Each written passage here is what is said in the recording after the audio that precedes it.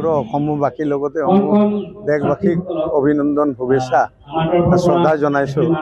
আজি আমাৰ ভাৰতৰ ৭৮তম স্বাধীনতা দিৱসত এই সন্ধিখনত আমি আমাৰ পূৰ্বজ যিসকল স্বাধীনতা সংগ্ৰামী দেশখনক স্বাধীনতা আনিবৰ কাৰণে যিবিলাকে নিজৰ আত্মবলিদান দিলে, যিবিলাকে ঘূণীয়া হ'ল, আমি সেই সকলক আজি শ্ৰদ্ধাৰে সোঁৱৰিছোঁ আৰু ভৱিষ্যতৰ দিনত আমাৰ ভাৰতবৰ্ষখনক আমি একতাৰ দোলেৰে জাতি ভাষা ধৰ্ম নিৰ্বিশেষে আমি সকলোৱে সাহস আৰু ধৈৰ্যৰে সমন্বয় আৰু সম্প্ৰীতিৰে ভাৰত গঢ়িবৰ কাৰণে অসমখনক উজ্জ্বল দিশত আগবঢ়াই লৈ যাবৰ কাৰণে আজিৰ এই ৭৮তম স্বাধীনতা দিৱসৰ মৰাণৰ আজি SDC অফিচৰ এই কাৰ্যসূচীৰ প্ৰাংগণতে মই সমূহ অসমবাসী ৰাইজক পুনৰবাৰ অভিনন্দন জনোৱাৰ লগতে আমি পণ লৈছোঁ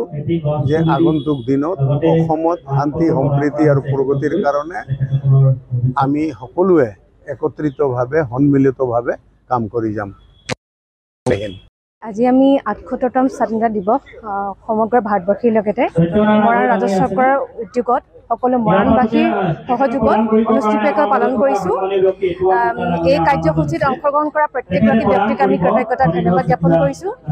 আৰু আমি এই কাৰ্যসূচীত যথেষ্ট প্ৰাকৃতিক দুৰ্যোগৰ মাজত পালন কৰিবলগীয়া হৈছে, কাৰণ সকলোৱে জানে মৰাণত যথেষ্ট বানপানী হৈছে, ধুমুহাত বহুত ক্ষয়ক্ষতি হৈছে।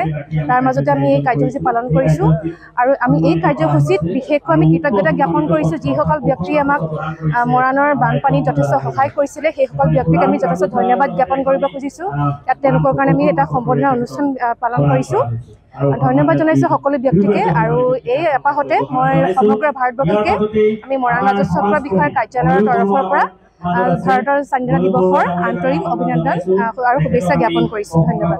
যিকোনো খবৰৰ বাবে যোগাযোগ কৰক 7099017330 আৰু 7099017110 নম্বৰত।